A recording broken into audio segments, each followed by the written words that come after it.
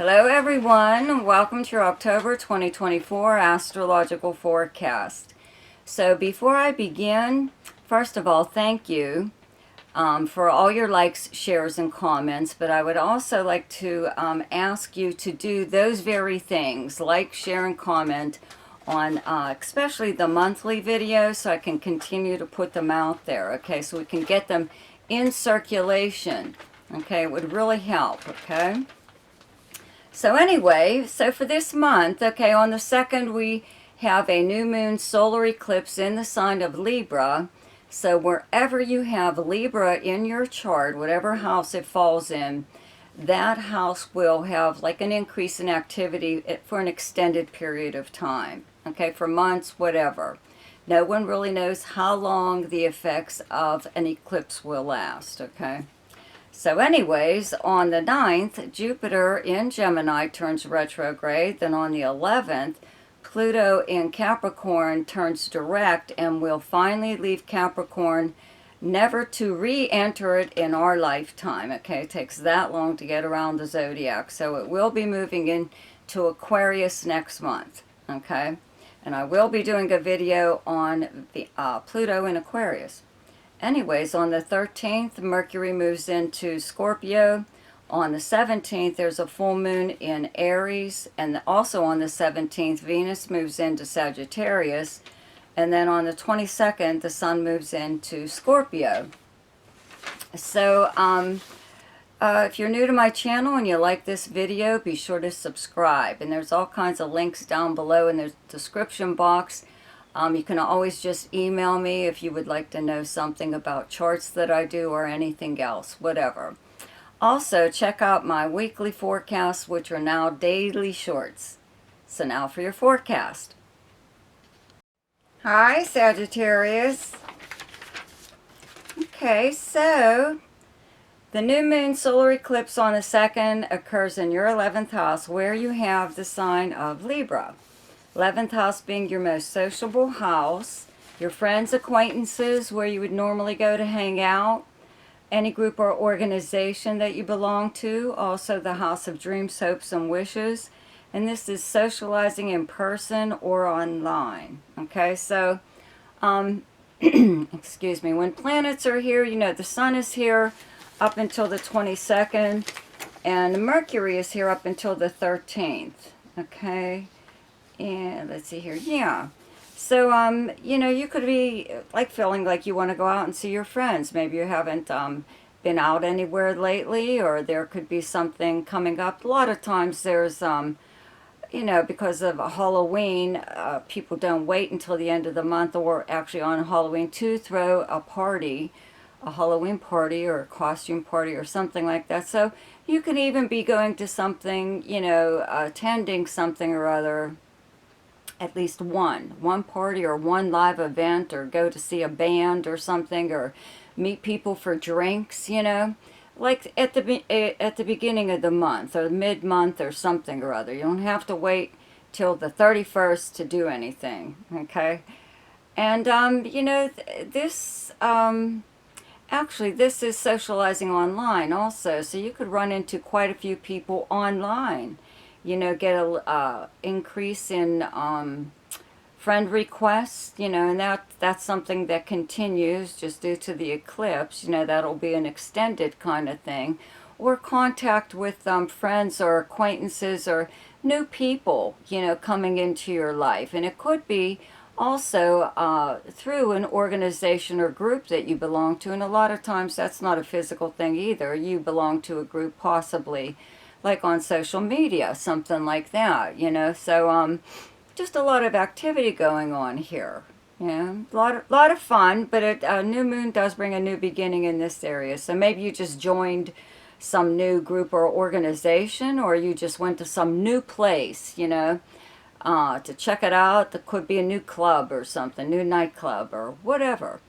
But there's also, okay, with the new moon, there's a full moon on the 17th in Aries, in your 5th house of fun. Okay, fun, romance, creativity, gambling, speculation, all forms of entertainment, games and sports, and anything to do with children, okay? So not a big deal. You know, usually there's like these planets, like especially Uranus was in Aries for how long, right? So there was always something up with the Libras, but none of that right now, right?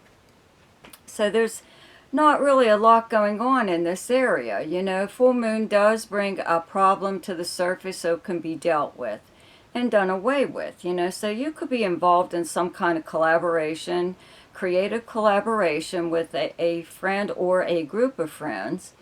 Or it could be a romance, and this is possibly someone that you met while out socializing or online on social media or something or other. You know that that maybe something just isn't going the way you had planned or as you would like. So you would just speak up about it at this time. That's all. That's why the full moon is here, is to get something out of the way so you don't have to deal with it again. And it could even involve a friend or acquaintance that just really gets on your nerves. You know, you finally just say, you know, you just tell this person to just shut up, okay? Anyways, short and sweet. That's how Sagittarians do it anyway. I know, I'm a Sagittarian. Anyway, okay, so on the 9th, Jupiter in Gemini in your 7th house of close relationships and partnerships, whether they're business, romantic, or friendship. It's also the house of arrangements and agreements, open enemies and competition, all kinds of fun stuff. Well, anyways, Jupiter turns retrograde on the 9th, but just having it here is bringing new people into your life to form some kind of partnership with. Again, whether it's business or romantic or even like a new friend.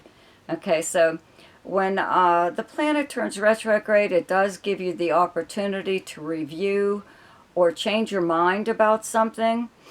So, you know, somebody could have offered you some kind of partnership, as in business, let's say. Okay, that sounds too good to be true, or they're saying yes, yes, yes to everything you're asking that's in your favor. You know, you're like, well, can I do this or can I do that? And everything's yes, okay? But when this planet turns retrograde, you know, you start to think, that doesn't even make any sense, because if I do this, then they can't do that. Or it's not, you know, cost effective or something or other. So you're really picking it apart at this time.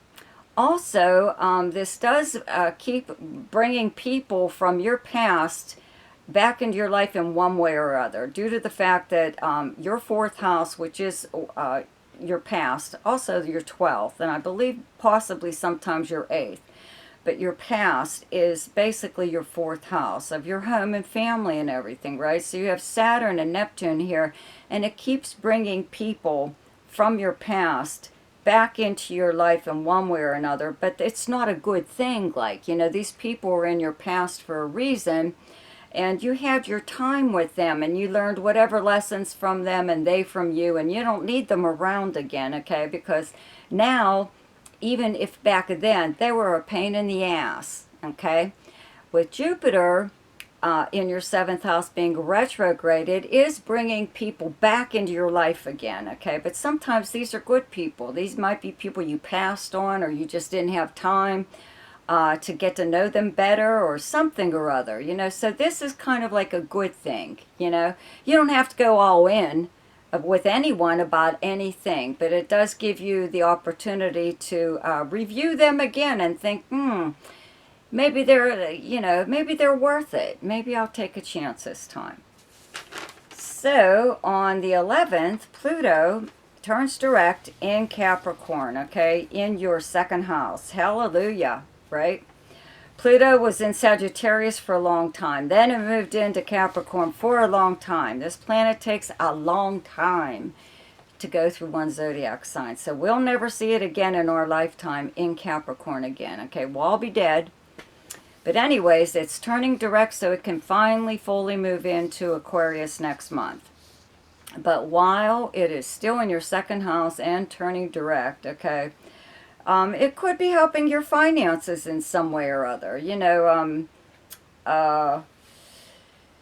whatever, if there was, there were so many different things done with the way you earn a living. Okay, the way you earn your second house is earned income and possessions and many, many other things. It is hidden talents, the house of hidden talents, though. So a lot of things came to light at this time, especially with the planet Uranus in Taurus in your sixth house of the kind of work that you do. So these two planets in two earth signs trining one another on and off, Pluto trine Uranus, okay?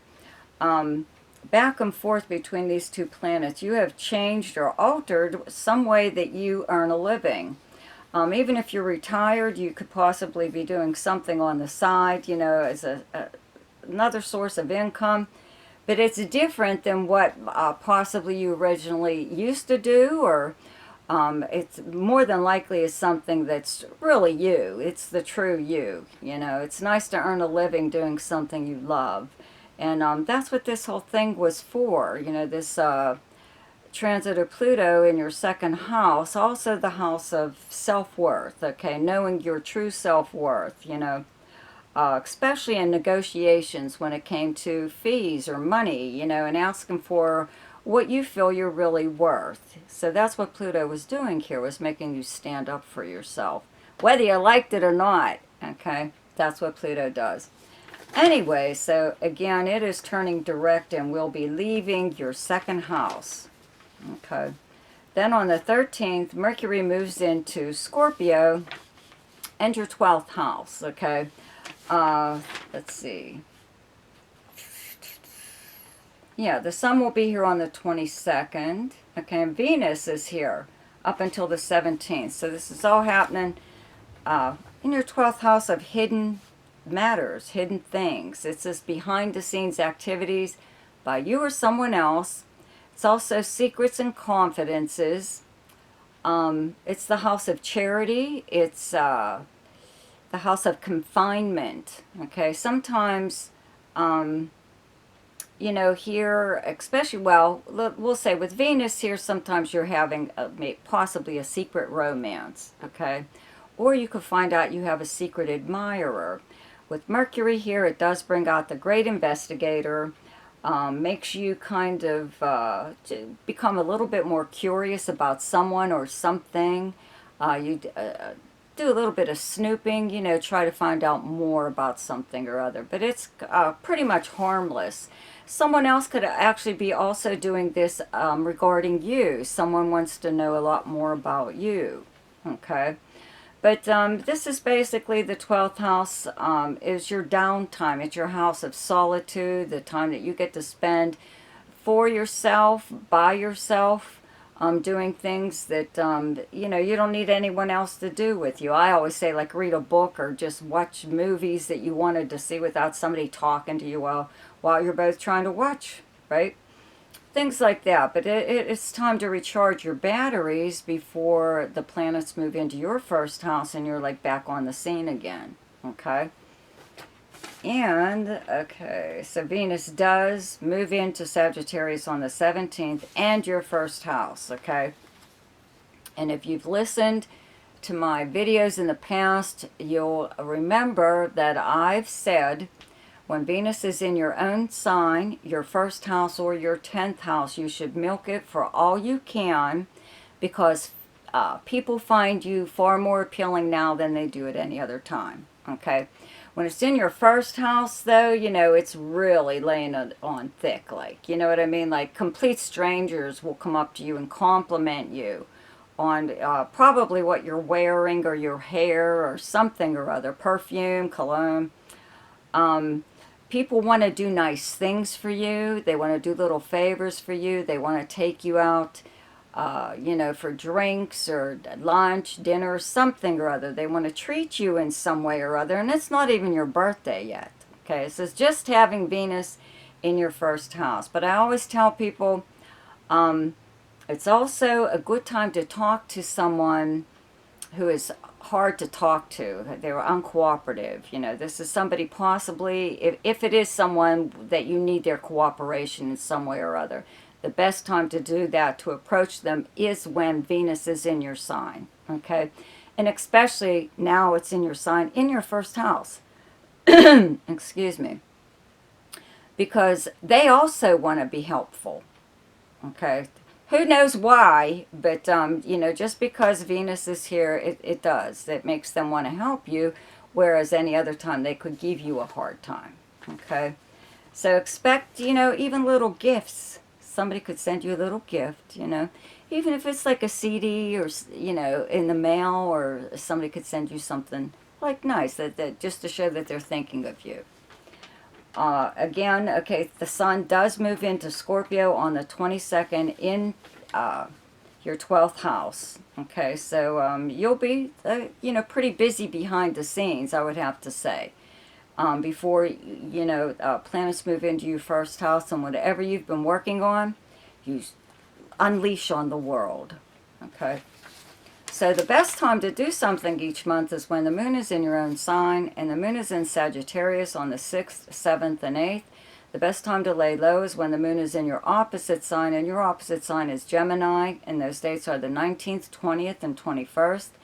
The best time for romance, recreation, creativity, fun, gambling or speculation, and anything to do with children is the 1st, 2nd, 3rd, 15th, 16th, 17th, 29th, 30th, and 31st. The best time for money is the 9th, 10th, 11th, 21st, 22nd, and 23rd. The best time for your career is the 1st, 26th, 27th, and 28th. And the best time for communication and travel is the 11th, 12th, 13th, 24th, 25th, and 26th. So I hope you enjoyed your forecast for October. Be sure to check out my weekly forecasts, which are now daily shorts. See ya!